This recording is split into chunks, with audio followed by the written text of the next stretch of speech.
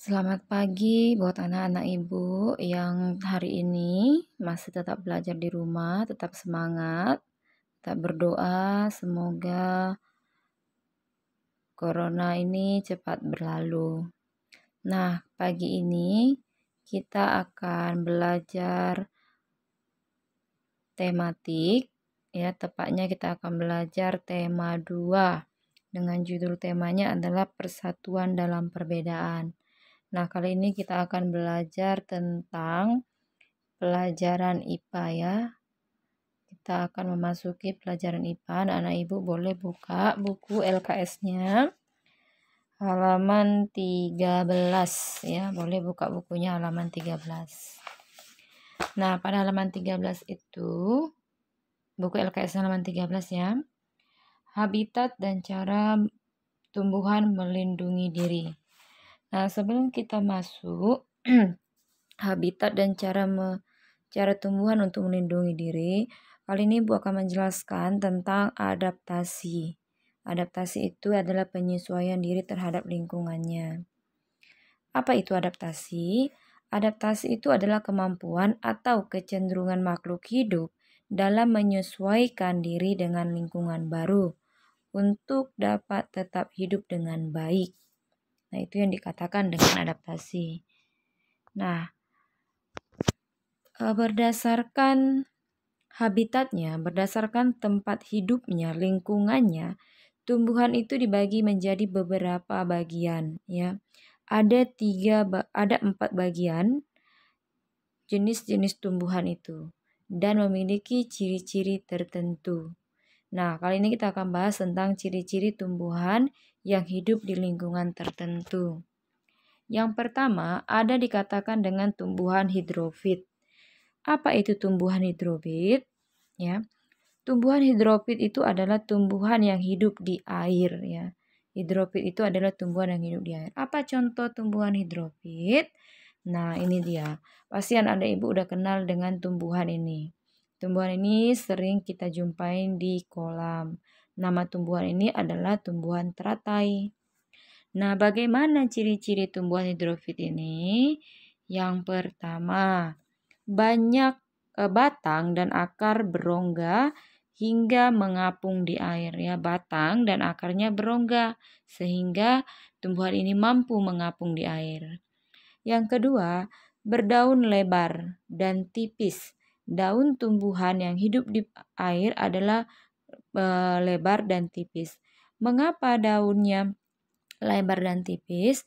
Tujuannya adalah untuk mempercepat penguapan sehingga tumbuhan itu tidak cepat busuk walaupun dia berada di permukaan air. Yang ketiga, memiliki akar yang lebat ya. Memiliki akarnya yang lebat sehingga tumbuhan ini tidak akan terbalik walaupun tumbuhan ini nantinya akan terbawa oleh arus air. Nah, yang kedua adalah tumbuhan higrofit. Apa itu tumbuhan higrofit? Tumbuhan higrofit adalah tumbuhan yang hidup di tempat yang lembab.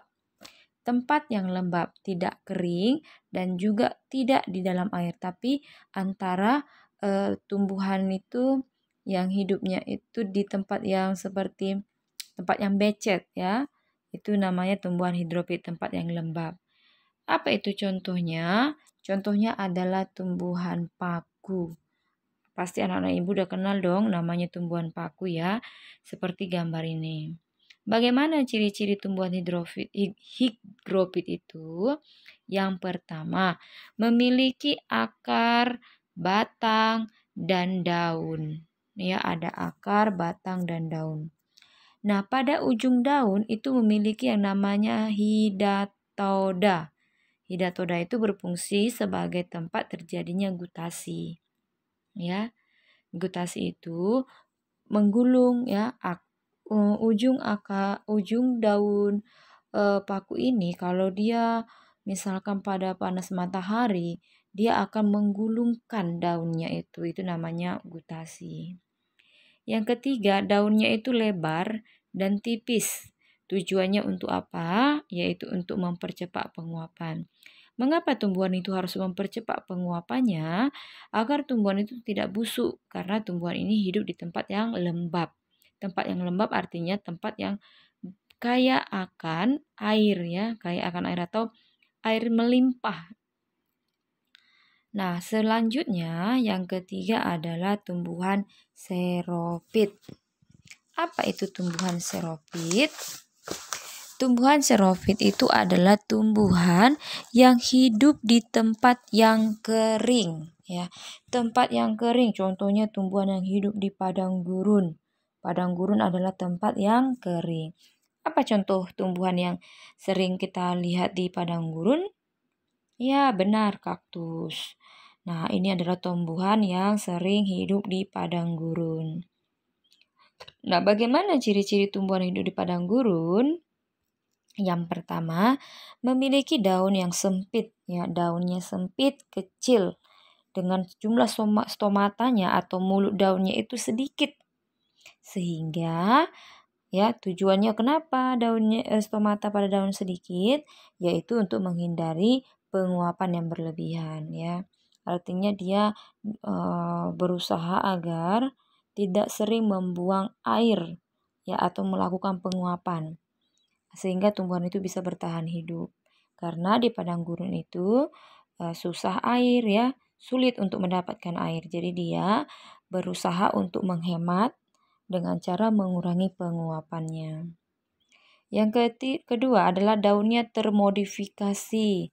Daun tumbuhan yang hidup di padang gurun itu daunnya termodifikasi, bisa menjadi sisik atau seperti duri. Nah, tumbuhan kaktus ini daunnya bukan yang warna hijau, tapi daunnya itu adalah berbentuk duri. Ya, daunnya itu duri, berbentuk duri. Tujuannya adalah untuk mengurangi penguapan air sehingga tumbuhan itu masih bisa bertahan hidup. Yang ketiga, batangnya itu tebal. Ya, jadi yang kita lihat yang hijau itu adalah batang dari tumbuhan kaktus, bukan daunnya ya. Itu adalah batangnya. Batangnya itu banyak menyimpan cadangan air ya. Sehingga ketika pada musim kemarau yang berkepanjangan, tumbuhan ini masih bisa bertahan hidup. Yang ketiga, dia memiliki akar yang panjang. Tujuannya, kenapa dia memiliki akar yang panjang? Tujuannya adalah untuk memperoleh air. Kita tahu bahwa di padang gurun itu sangat sulit untuk menemukan air. Jadi, ciri dari tumbuhan yang hidup di padang gurun itu akarnya harus panjang ya. Nah, yang ketiga, batang atau daunnya dilapisi seperti lilin ya. Kita lihat seperti lilin dia. Dilapisi batangnya ini dilapisi seperti lilin, yaitu tujuannya adalah masih sama untuk mencegah penguapan yang berlebihan. Nah, yang keempat adalah tumbuhan yang hidup di daerah pantai. Tahu kan anak-anak ibu? Ini anak-anak ibu sering ke pantai, pasti pernah melihat tumbuhan yang sering hidup di pantai. Nah, ini tumbuhannya. Apa nama tumbuhan ini anak ibu? Tumbuhan ini namanya adalah tumbuhan bakau. Ya. Bagaimana ciri-ciri tumbuhan hidup di daerah pantai? Yang pertama, sebagian tubuhnya terendam di dalam air. Ya, yang mengandung sedikit oksigen. Di air itu sedikit oksigen ya. Nah, berikutnya memiliki akar napas ya, yang akar yang menjulang ini. Kita lihat kan, akarnya itu berada di permukaan tanah. Nah, itu namanya akar napas. Apa fungsi dari akar napas ini? Akar napas ini digunakan untuk menyerap oksigen di udara.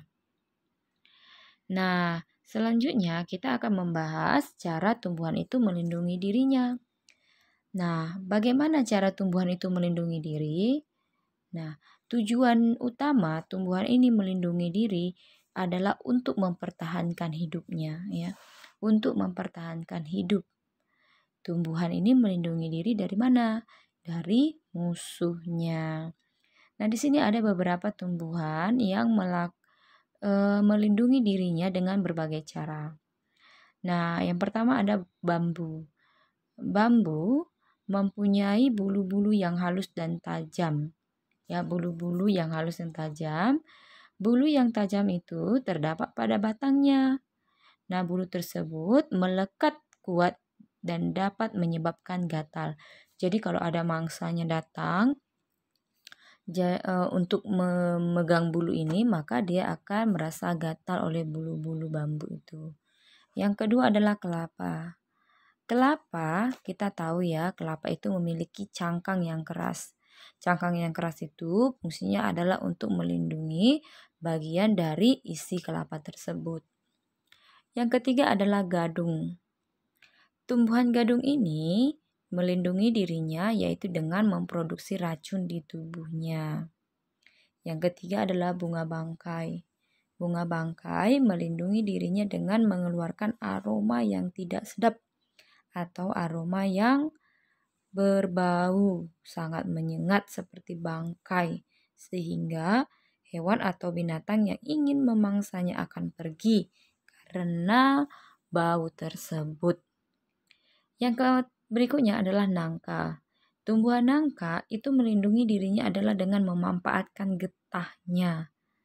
Yang kelima, yang berikutnya adalah mawar. Mawar melindungi dirinya yaitu dengan duri yang ada pada batang tumbuhan mawar. Untuk penjelasan lebih lanjutnya, nah kalian boleh baca berikut ini. Ya, yang pertama tumbuhan yang melindungi diri dengan duri, contohnya adalah mawar, kaktus, kemudian ada jeruk, durian, putri malu, alang-alang. Masih banyak lagi ya. Yang kedua, ada tumbuhan yang melindungi dirinya dengan bulu atau rambut. Contohnya tadi ada bambu, buah rambutan, bulu ijuk, dan tumbuhan bulus. Berikutnya, tumbuhan yang melindungi dirinya dengan racun.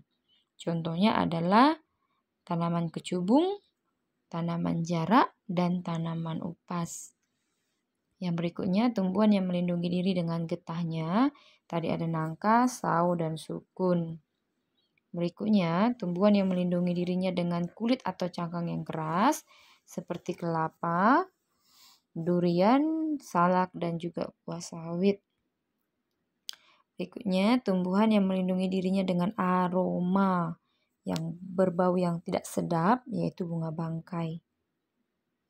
Nah, berikutnya tumbuhan yang melindungi dirinya dengan mengucupkan daunnya, yaitu contohnya adalah kantong semar dan juga tanaman putri malu.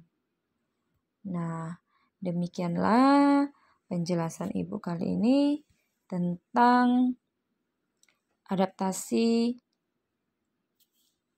tumbuhan terhadap lingkungannya. Ya, untuk lebih lanjutnya nanti kalian pahami lagi ulang, kalian catat di buku catatan kalian, lalu kalian nanti Ibu suruh mengerjakan latihan dari LKS halaman 28 yaitu bagian 1 dan bagian 2. Bagian 1 tulis soal, pilih salah satu jawaban saja. Bagian 2 kalian tulis soal langsung jawab ya. Selamat mengerjakan. Tuhan Yesus memberkati anak-anak Ibu semuanya. Shalom.